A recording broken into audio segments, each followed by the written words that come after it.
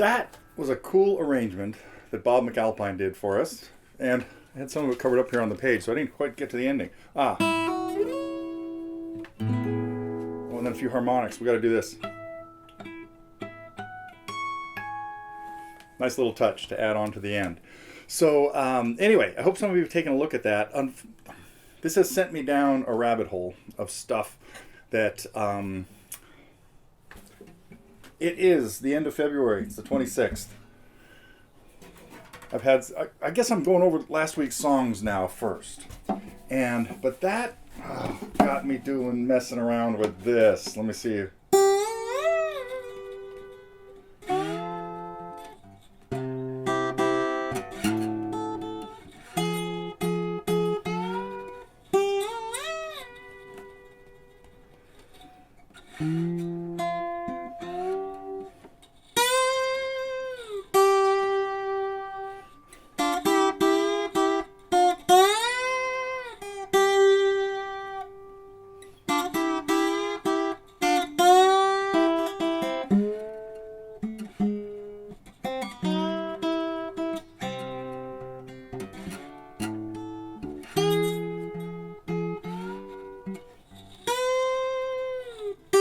May turn out to be next week's lesson.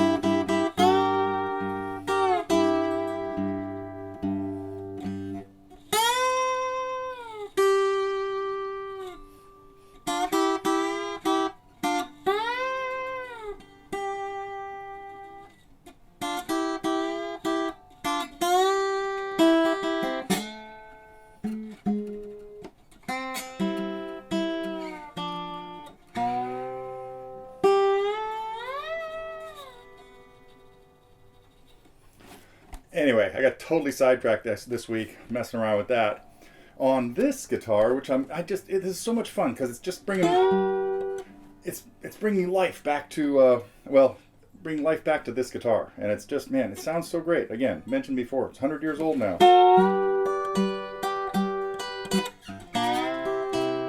This was, of course, the John Fahey tune from this week.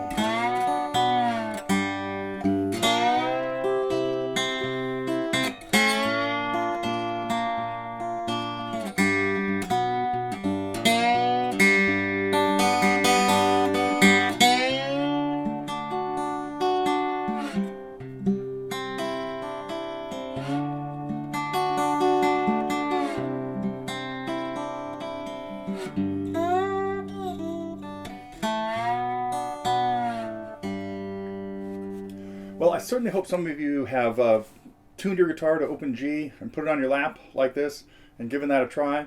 I did mention last week, I think, that one of my crazy students, Tim, went out and bought one of these. Found a $400 knockoff Weisenborn at someplace in Florida.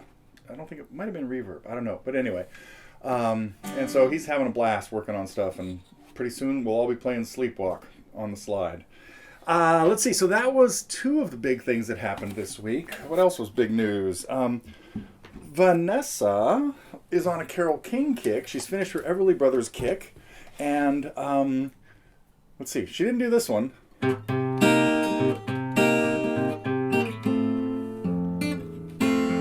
That'll work.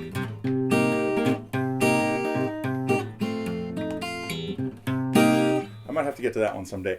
Oh, I didn't bring it out here. But this made me dig up a book I've had since 1971 when that album came out. A whole tapestry songbook for Carole King's album. And that's where we got stuff like...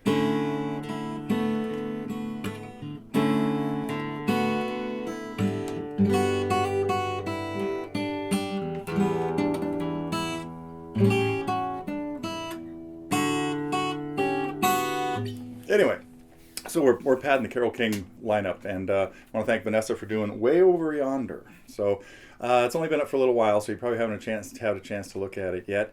And the other thing, this is another rabbit hole that materialized this week because of an upload that Steve did of an instrumental version of Let It Be Me.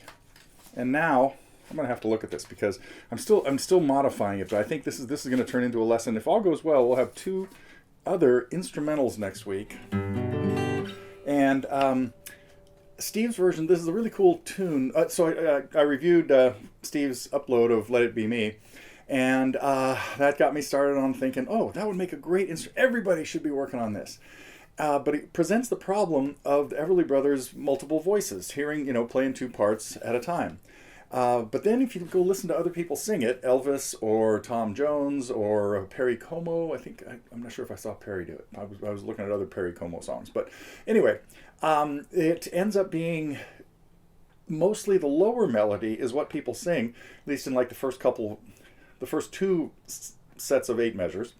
And then there's kind of a bridge that is only one voice anyway that goes into the subdominant key. And then it comes back, and frequently they would sing the harmony part, which is the higher part. Now, of course, what the Everlys did was sang both parts all the time, with generally the higher part being a third above, whereas the first melody note... In the lower part, the first melody note is on the third of the chord B in this case. We're talking about doing this in the key of G.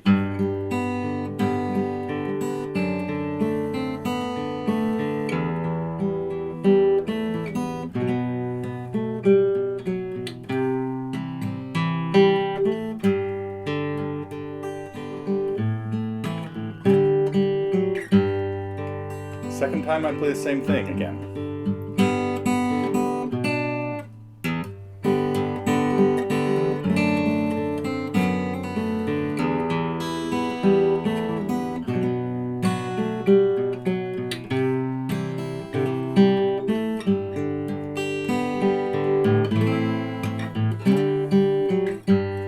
Into kind of the bridge.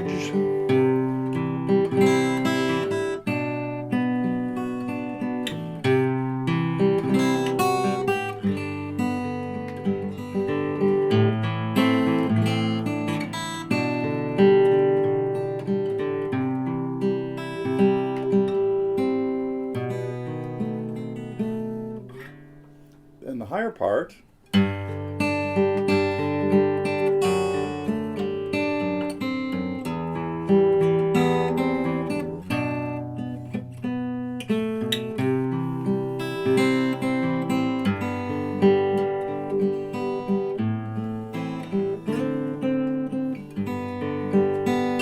maybe through the bridge making something up.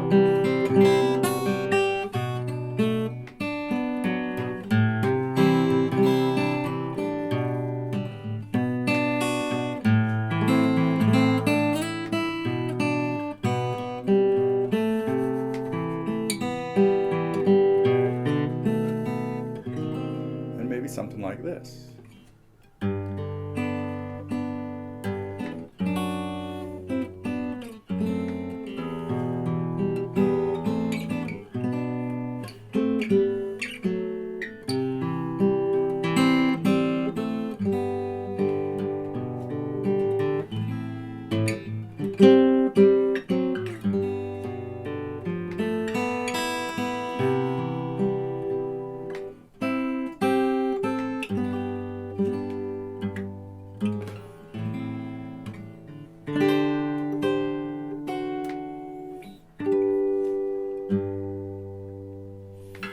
So, a little more work on that, and that might be coming out live next week. So, yeah, this is my life. I get distracted by cool things that come to my attention. I guess now that I've started talking about next week, let's save that. I got a couple other surprises for next week. First, let's see. No, I only have one other thing to talk about. My birds. The eggs. I forgot to mention this last week, and we've had the eggs have been laid there for just about a week and a half, I think. So probably by next Friday we will have live baby birds. I can't really get a good shot of them because they're right under an awning, but I will be putting some live streaming video up pretty soon. And I've been having trouble with that software, so it's kind of it just it restarts sometimes, which means the address changes. So I'm just going to be able to keep like an updated version of it on the like on the forum. So I'll put a forum post there, and then whenever I have to change the URL, I'll change it in there, and you guys can watch, if you want, how things are evolving with the 2 babies that we should see soon. Let's see, what else is going on around here? I guess that's it. I'll talk a little bit about next week because we have some really other unusual things happening. I kind of gave you a hint about what the couple of things on my hit list. Oh, we do have a new review of the fiddle tune from the Civil War show, Ashokan Farewell. I just published Steve's version of that this morning, so I'll get to that pretty soon. But he's been doing a great job with these instrumentals. I hope you guys have been following the student review section. But right now it's like the one-man show. So let me see what people are working on. I'd love to see somebody playing something on their lap with a bottleneck or something. Let's see. Doug has got a really cool lesson coming out next week on... Now that we're branching out into all this other stuff, mandolin songs, ukulele songs. Oh, I haven't done any of those in a long time. I point over there because I do have a student now working on that. We're working on just simple strumming things like Over the Rainbow and stuff like that. But anyway, Doug has put together a lesson on something called the high-strung guitar, or Nashville tuning. Now, this is a guitar where the bottom 4 strings are all an octave higher. So you hear the 6th string is this, the 5th string is this, the 4th string is this, the 3rd string is this, and then a normal. So that would be... So when you go from bottom to top, that's what we hear. Or it could be much easier, just do it like this. So that's what that guitar sounds like. Don't try this at home you have to put on different strings, of course. But his lesson goes into a great, how to even arrange a song for that. And the song he chose was Scarborough Fair. So I'm looking forward to getting that out for you and having people give it a try. Vanessa's decided to take a break from her Carole King path.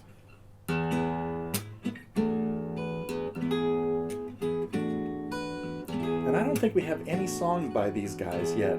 And it's not this song she's doing. Let me see if I can... Oh boy, I don't know if I can fake my way through this.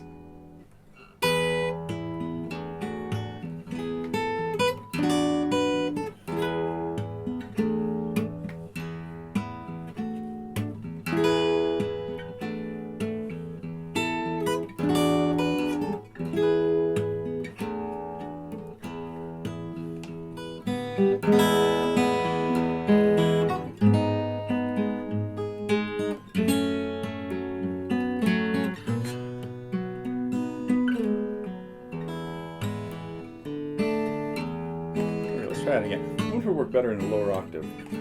Probably not, but let's see.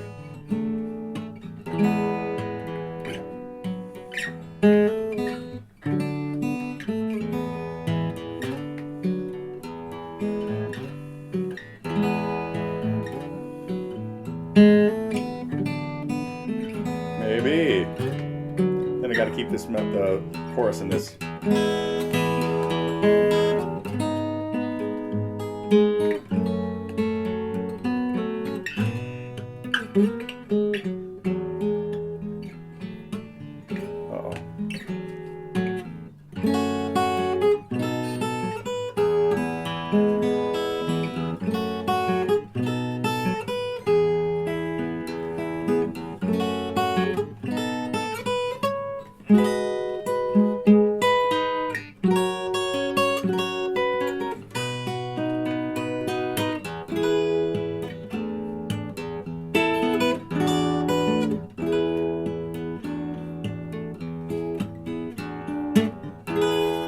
I like this melody up here better.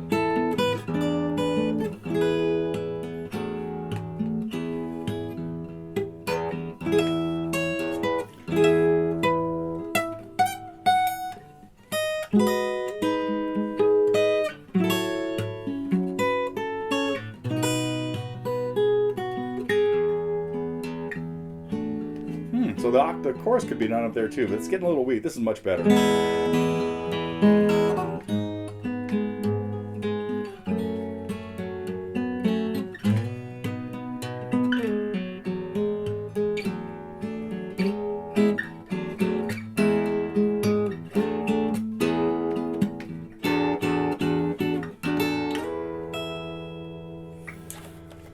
Heck, another rabbit hole in the making. Okay, she's doing a Jerry and the Pacemaker song, but not that one. And not Don't Let the Sun Catch You Crying, which that one we might have here. I don't know. I guess I should have looked this up to see if we have any Jerry and the Pacemaker songs yet. But we're going to hear Vanessa's take on You'll Never Walk Alone. So, let's see. I had one more unusual thing I was going to talk about with this. Oh, when I was thinking about Doug and his high-strung guitar stuff in the Nashville tuning, a little bell went off in my head that Pat Metheny had done a kind of improvised version of that, Ferry Across the Mersey, and I thought, oh, he did that in a weird tuning, and then it dawned on me, no, it wasn't Nashville, it was a baritone guitar, so it's like this big old beefy sound, and he might have his baritone with the two middle strings tuned up an octave. I forget. He did some other stuff like that. So that's from his album One Quiet Night, I think. Anyhow, I've been listening to a lot of Pat Metheny lately. He's been playing in the backyard here, trying to keep the mama bird, calm. So some of it is not. Some of his stuff is got to skip ahead to the next album. Song X is a good one to stay away from, but I really like Letter from Home, Still Life, First Circle, and One Quiet Night. Oh, and the Missouri one, and the one before that. Well, never mind. Falcon and the Snowman. Okay, I could ramble on about Pat Metheny albums for like way too long. I think I'm done for today. So I will, again, I'm real excited about what's coming up. I think we're done with John Fahey for a while, too.